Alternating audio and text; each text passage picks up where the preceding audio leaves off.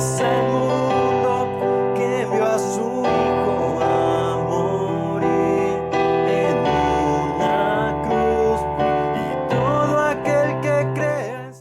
Bienvenido al devocional final del libro de Nehemías. El día de hoy concluimos este hermoso libro. Déjanos en la caja de comentarios qué es lo que has aprendido, qué te dejó este libro de enseñanza. Puede ser 1 o 2 comentarios, lo que tú gustes.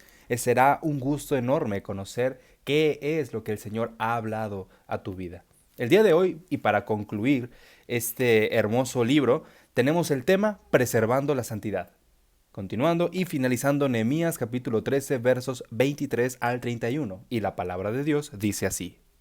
Vi asimismo en aquellos días a judíos que habían tomado mujeres de Asdod, amonitas y moabitas, y la mitad de sus hijos hablaba la lengua de Asdod, porque no sabía hablar judaico, sino que hablaban conforme a la lengua de cada pueblo. Y reñí con ellos y los maldije, y herí a algunos de ellos, y les arranqué los cabellos, y les hice jurar, diciendo, no daréis vuestras hijas a sus hijos, y no tomaréis de sus hijas para vuestros hijos, ni para vosotros mismos. ¿No pecó por esto Salomón, rey de Israel? Bien que en muchas naciones no hubo rey como él, que era amado de su Dios. Y Dios lo había puesto por rey sobre todo Israel. Aún a él le hicieron pecar las mujeres extranjeras. ¿Y obedeceremos a vosotros para cometer todo este mal tan grande de prevaricar contra nuestro Dios, tomando mujeres extranjeras? Y uno de los hijos de Joiada, hijo del sumo sacerdote Eliasib, era yerno de Sanballat Horonita. Por tanto, lo ahuyenté de mí. Acuérdate de ellos, Dios mío, contra los que contaminan el sacerdocio y el pacto del sacerdocio y de los levitas. Los limpié, pues, de todo extranjero, y puse a los sacerdotes y levitas por sus grupos, a cada uno en su servicio, y para la ofrenda de la leña, en los tiempos señalados, y para las primicias, acuérdate de mí, Dios mío, para bien. Preservando la santidad. Puede ser una expresión tal vez muy escuchada por nosotros los cristianos, sin embargo, en la historia de este día es muy importante recordarlo. Veamos qué sucede.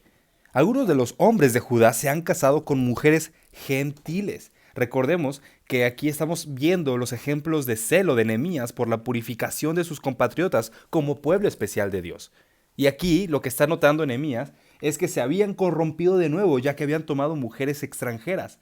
Ya había queja de esto en los días de Esdras y se hizo mucho hincapié en este punto. Podemos compararlo con Esdras capítulo 9 y capítulo 10.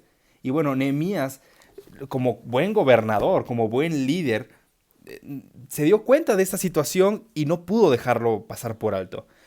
Pero uno puede pensar, bueno, ¿cuál es el problema, no? La Biblia dice que Nehemías vio que, bueno, los hijos y las hijas de este pueblo se habían casado con extranjeros.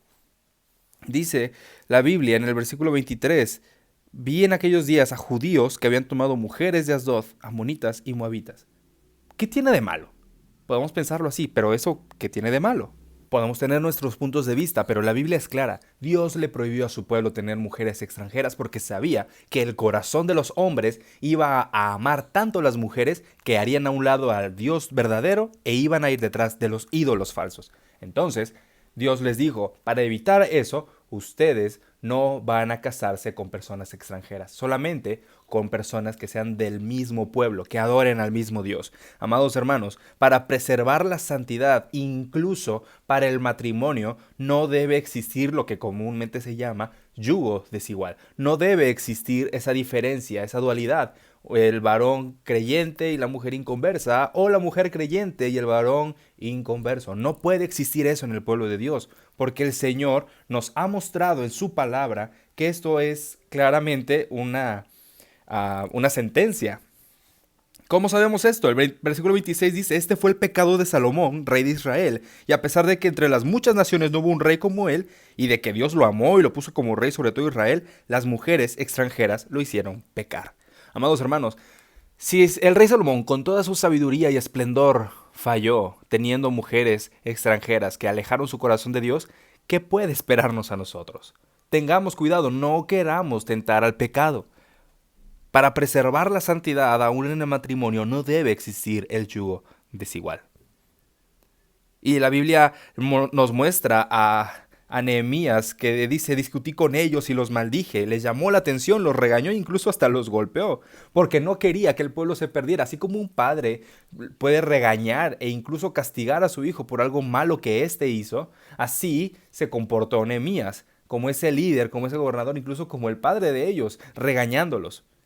Porque, amados hermanos, es necesario que el pecado sea confesado. Para preservar la santidad es necesario que el pecado sea confesado, que se afronten las consecuencias. ¿Y va a doler? Claro que va a doler. Vamos a ver un ejemplo acerca de esto. De hecho, uno de los hijos del, amados hermanos, de los hijos del sumo sacerdote tenía a una esposa que era extranjera. Amados hermanos, ¿no hemos estado viendo acaso vamos a ponerlo de esta forma, cuánta delicadez cuánta delicadeza se tenía para el linaje de Aarón? ¿No es únicamente el linaje de Aarón el que puede servir a Dios? ¿Y es el linaje de Aarón el que debe tener conductas distintas y especiales? Bueno, pues al parecer a ellos no les importó.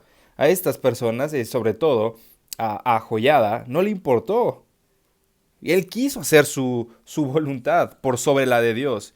Y es ahí en donde hay corrección para el pecado. Es ahí en donde hay purificación.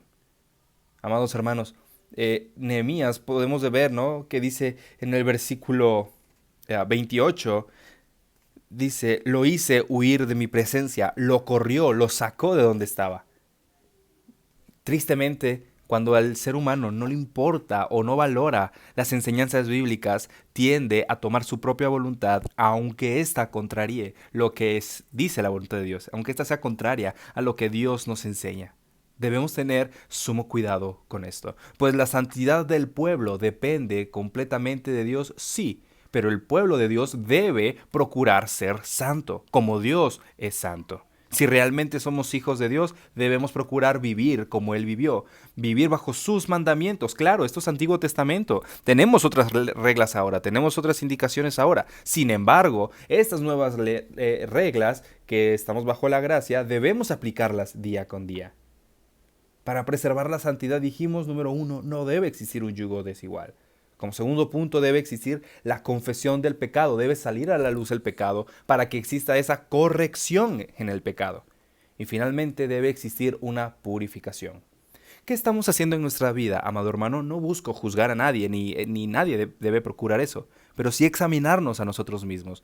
¿Qué es lo que estamos haciendo en nuestra vida que no preserva la santidad? Podemos pensar, bueno, es que el día de mañana me va a ir mejor o puede que después yo lo convierta a lo que comúnmente dicen, ¿no? No.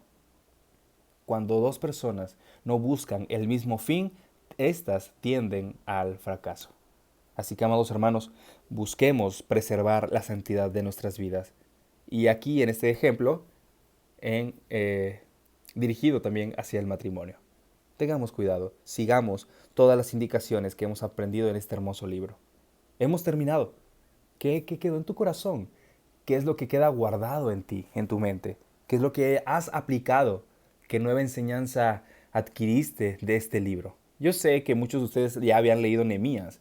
E incluso alguien puede decir, bueno, Nehemías, ya lo sé. Bueno, si estás escuchando Nehemías, a veces es porque el Señor quiere que vuelvas a aprender de Nehemías. Es lo que quiso el Señor.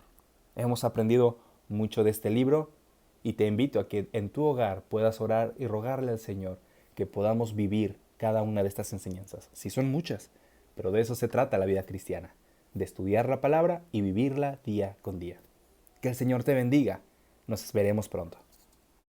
De tal manera amó Dios al mundo.